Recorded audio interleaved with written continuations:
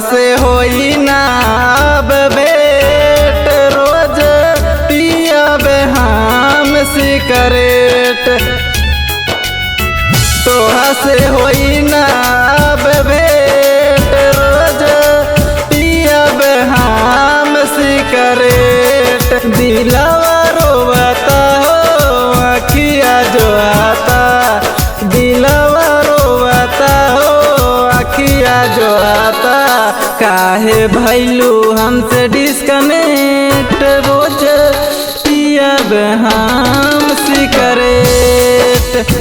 तोहा से होई ना अब भेंट, रोज पियब हम सिगरेट।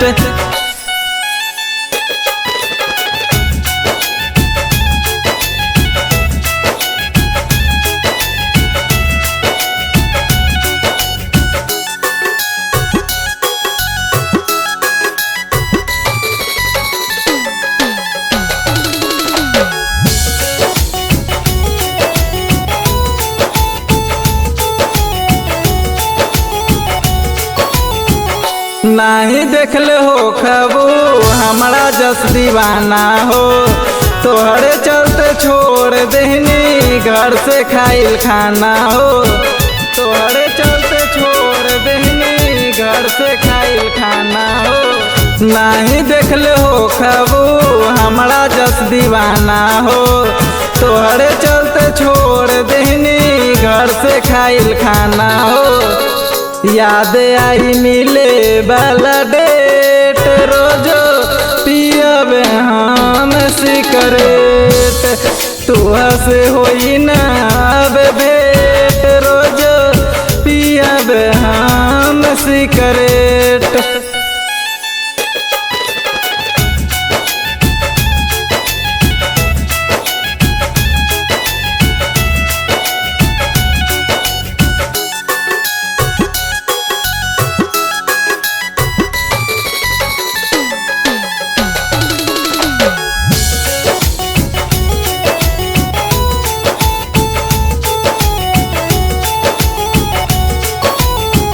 राइटर गोलू के तू पाके बदललू, बीकी राजा के तू दिलवा दुखबलू।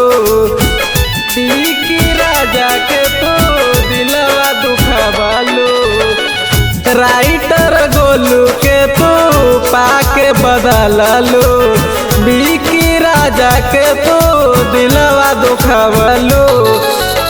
लोगवा कहेला पगलेट, रोज पियब हम सिगरेट। तोहा से होई ना अब भेंट, रोज पियब हम सिगरेट।